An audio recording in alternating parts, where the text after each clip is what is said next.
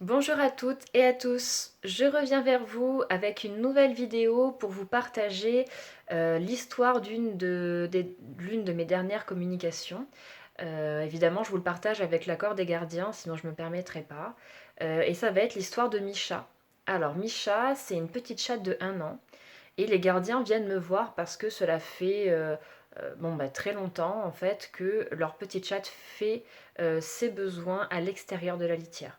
Donc à la fois les selles et l'urine. Vous imaginez bien combien ça doit être pénible à nettoyer au quotidien. Et donc, avant de commencer la communication animale, d'ailleurs, je vous ai écrit un article qui est présent sur mon site internet pour rappeler justement on va dire les principes de base à vérifier avant d'aller plus loin en soins énergétiques ou communication animale. Il y a quand même des principes de base à respecter.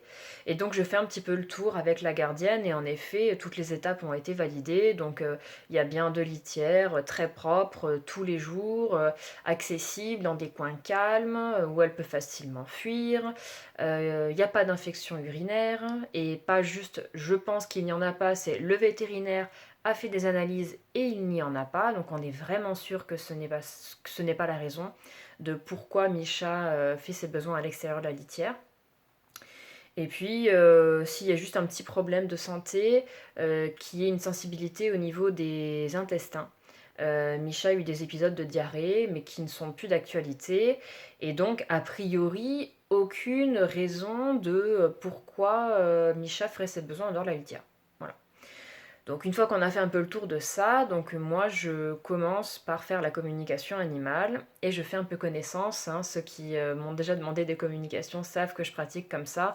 Donc avant d'aller parler de la problématique avec l'animal, je fais un peu le tour de la vie de l'animal, c'est-à-dire j'essaye de savoir, je les laisse exprimer, mais j'essaye de savoir ce qu'ils aiment, ce qu'ils n'aiment pas, enfin voilà, je lance des sujets un petit peu anodins pour détendre un peu l'atmosphère et puis montrer bien à l'animal mon intention quand je viens vers lui pour communiquer. Alors, donc, je vais vous donner quelques éléments que j'ai eus dans cette communication. Par exemple, déjà, Misha, elle a vraiment une tonalité joyeuse, elle se sent vraiment épanouie, elle est légère, elle est joueuse.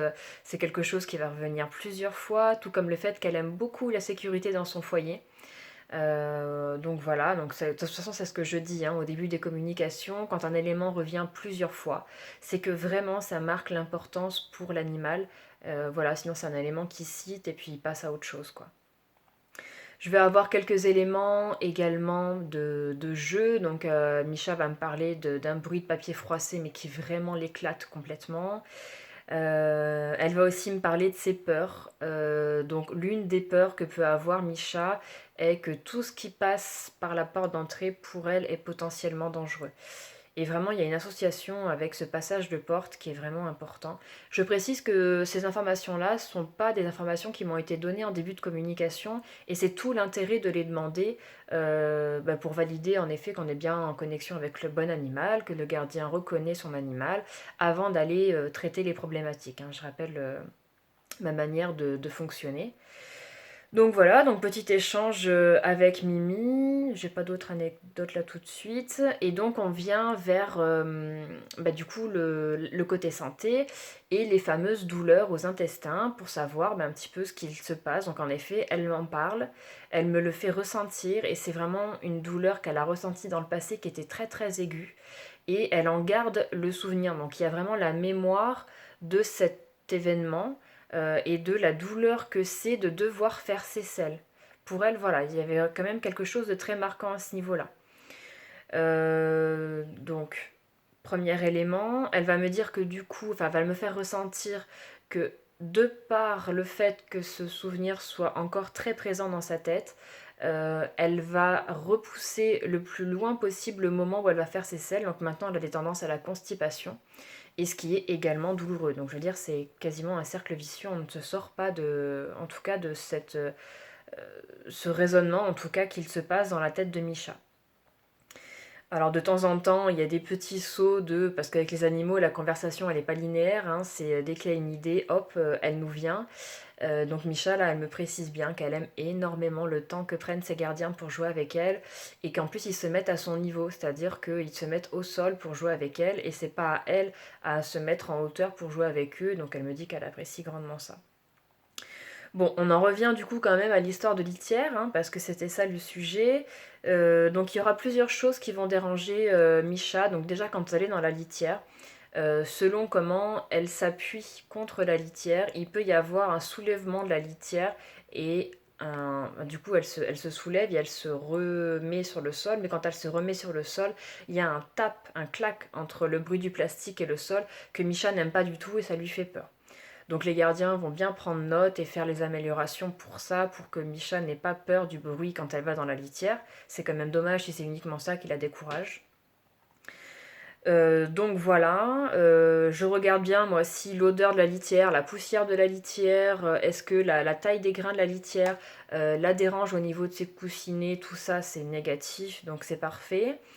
Mais bon, ça ne résout pas encore le souci. Elle va me dire que vraiment ce qui va la déranger, c'est la mémoire de l'événement. Et donc en fait, c'est cette émotion de peur qu'elle a du mal à évacuer, entre autres. Donc, moi j'ai travaillé par la suite en soins énergétiques sur la mémoire, la peur pour diminuer déjà l'intensité de la douleur et essayer de faire passer un petit peu, ou en tout cas au moins en partie, les mémoires que Misha a pu garder de ces événements traumatiques. Pardon. Et je vais continuer le traitement avec Misha par une trame animale. Alors c'est un concept que je vais vous présenter un peu plus tard, mais qui consiste grosso modo à un nettoyage vibratoire de tous les blocages émotionnels qu'il peut y avoir dans le corps. Donc c'est quelque chose que je pratique pour Misha, donc ça se pratique aussi à distance, hein, tout comme les soins énergétiques et la communication animale. Pas de différence en tout cas sur le terme de distance. Et une discussion avec les gardiens qui se rendent bien compte de la problématique, qui vont chercher aussi des solutions naturelles pour aider Misha à être un peu plus confortable au niveau de la zone intestinale. Plus la petite modification au niveau du bruit de la litière quand elle va dedans. Et tout ça fait que dès le lendemain, Misha arrête de faire ses besoins à l'extérieur de la litière, retourne dans sa litière, donc pour le plus grand plaisir des gardiens, évidemment du confort de Misha, parce que pour elle, ça montre quand même qu'il y a un mieux-être. Et puis, du coup, on va dire aussi pour le mien, voilà, la joie d'avoir pu aider, contribuer à un meilleur équilibre pour un animal. Je veux quand même noter que ce qui permet d'avoir un tel résultat, c'est pas uniquement la communication animale, uniquement le soin, uniquement la trame, c'est vraiment le tout, c'est-à-dire la communication, les soins qui sont prodigués derrière, la très bonne coopération des gardiens, et puis après la mise en application des gardiens, des pistes d'amélioration que l'on aura pu voir ensemble durant la communication. Voilà. Voilà pour ce petit partage. Merci aux gardiens de m'avoir autorisé de parler ouvertement de cette petite Misha très touchante. Et puis je vous dis à bientôt pour un prochain partage d'histoire.